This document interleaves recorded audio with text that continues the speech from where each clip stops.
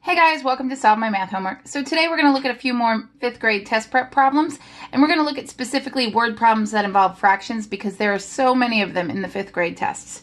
All right, let's get started.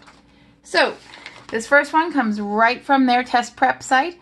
It says, Anthony completed 3/4 of his homework questions. After completing a few more questions, he says he has now completed 5/9 of his homework. Which statement explains why Anthony is incorrect? All right, so I want us to look at a few things here. So they've already told us that he is incorrect. So you already know that he is wrong. This is a great question to look at why he might be wrong. All right, so let's think about this. He's done 3/4 of his homework. Luckily, that's a benchmark fraction. We know 3/4. 3/4 is about 75%, right? 3 is over halfway to 4, okay? It is 3/4 of the way there. That's why we call it 3/4. And let's look at 5/9. Well, 5/9 is not one that we know a lot of. Yeah, we know that 5 is just barely over what half of 9 is, right? It's over half because 4.5 would be half of 9, but we don't know much about that one. So this is one where I want you to look at the choices. All right, it says he's incorrect because 3 is less than 5. Okay, I sort of see it. You're comparing the numerators, but you can only compare numerators if the denominators were the same, right? So 3/10 and 5/10.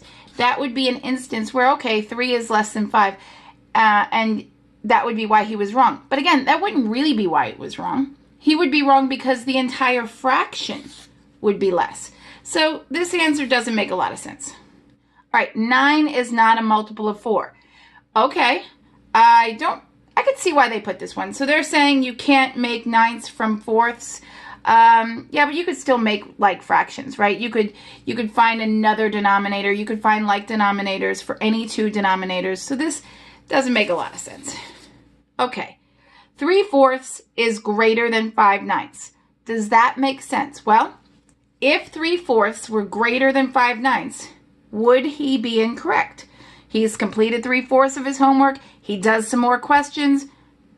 Now he's at 5/9. Well, if 5/9 is less than 3/4, yeah, that would be a great answer. So we're going to keep this one. 5/9 is not a multiple of 3/4. Again, they're going on the, I can't make this fraction from this fraction. I don't really love this one. So for right now, let's cross it out and let's test this one out. So 3/4, 5/9. How do we determine if fractions, which one's larger? We cross multiply, right? So 9 times 3 is what? It's 27. 4 times 5 is 20. The larger number is above the larger fraction. 3/4 for sure is larger than 5/9. He could not have done 3/4 of his homework, done a few more problems, and then have less of his homework done.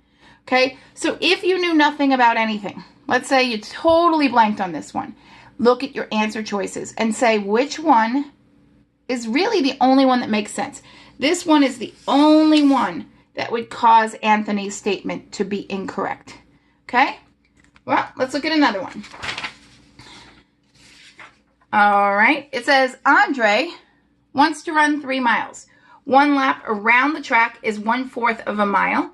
How many laps will it take Andre to run 3 miles? Okay. For this one, I'm going to suggest we draw a little picture. Because let's say this might be the last question you see. Whoops. You know how by the last question you're a little tired? So let's see what we could do. So if we have a track, that is not a great track, but it works. And it says 1 lap around the track is 1/4 of a mile.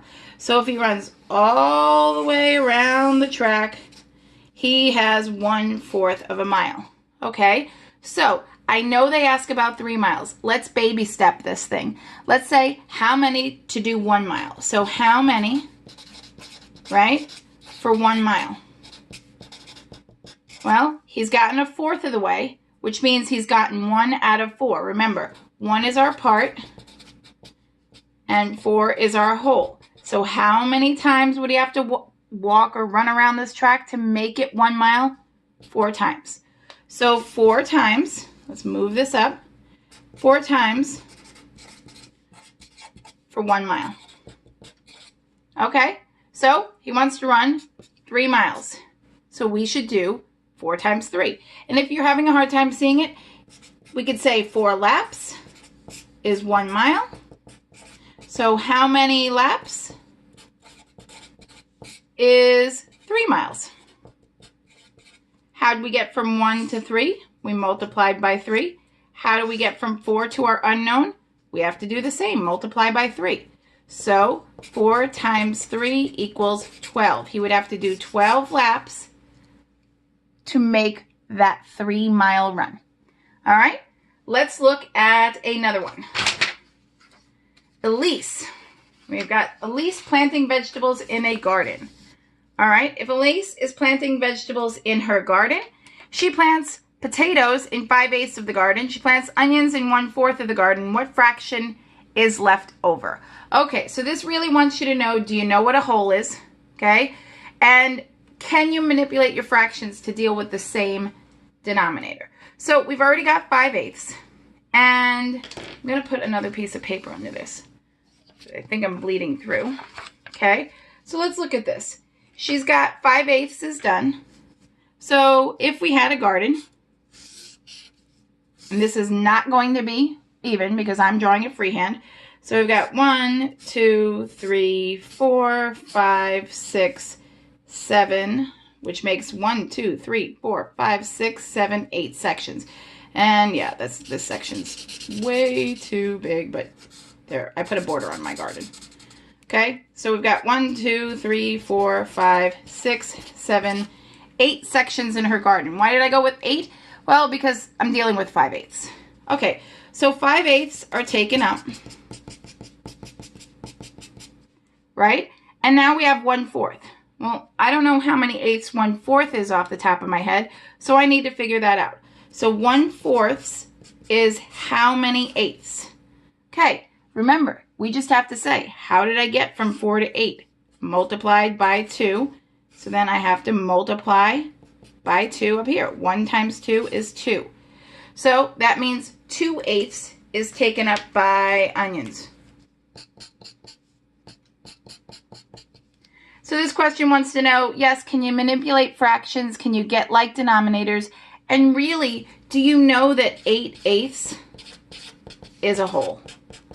Okay, so she has used 5/8, then she's used 2/8.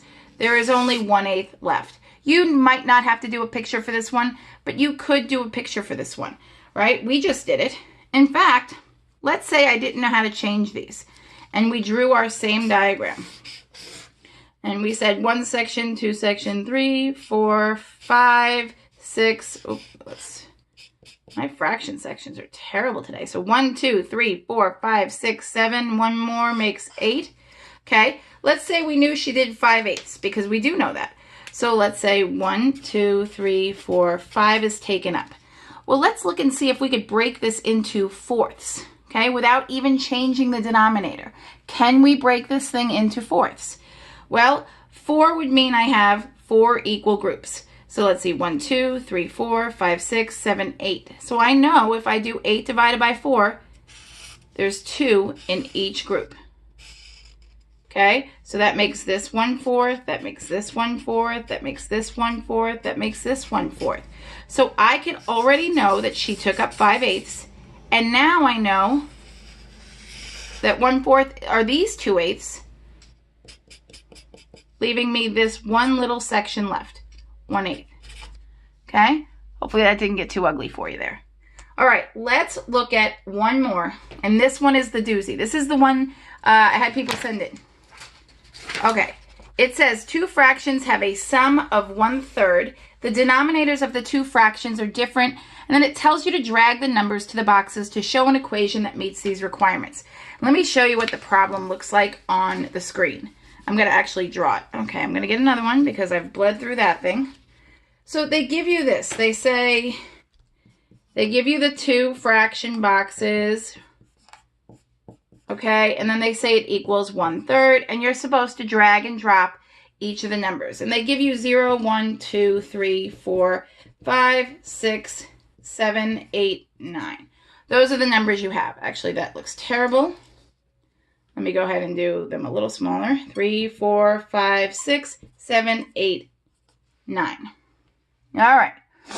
So this seems like a daunting problem, but I want you to say, okay, what's the easiest way to do this? What's the easiest sum that will get me to 1/3?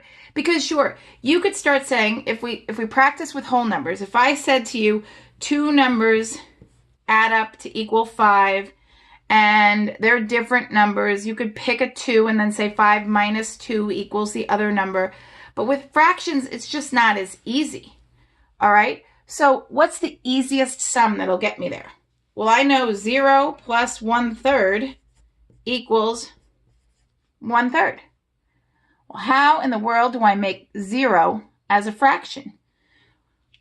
Well, what do fractions mean, right? Fractions represent division. 1/3 means, this means 1 divided by 3. So if I have 0, how do I make that into a fraction? Well, I know we learned if you put any whole number over 1, that would make it a fraction. You write it as fraction. It doesn't change the number, right? So 0 over 1 is 0, just as 2 over 1 is 2. But really, let's think about this, as division. 0 divided by anything is still 0. And since I need my 1 for my numerator up here, I'm going to say, let's drag a different denominator. Let's take 0. Let's put it over 2, because I don't need that. And then plus 1 over 3. That gives me 0 plus 1/3 equals 1/3. There are other ways you can do this. You can pick a fraction. You could subtract 1/3 from, you could say 1/3 minus that fraction you picked and see what you get left. Problem is, if you pick something like 1/4, well, then you're going to need 12ths, right? If you pick something else, you can't use a lot of the fractions because your denominators are limited 0 through 9. So think to yourself when you get problems like this, because this clearly has more than one right answer. Think to yourself, what's the easiest way I can add up to get 1/3? The easiest way we can add to get something is to add that something to 0, and we can surely make 0 a fraction. All right, I hope that helped. Remember, you guys got this, and if you have any questions, pop them in the comments section. Thanks for watching.